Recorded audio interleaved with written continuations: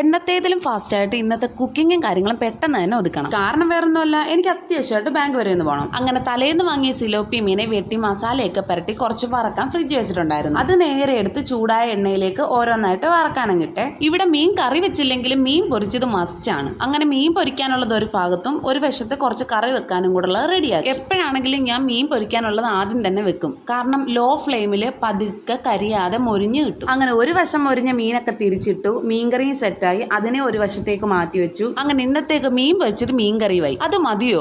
കൂടുതൽ മോരും കൂടെ ആയാൽ പുളിക്കുവോ? പുളിക്കണം. പുളി ഇല്ലെങ്കിൽ എന്ത് മോരുകറി?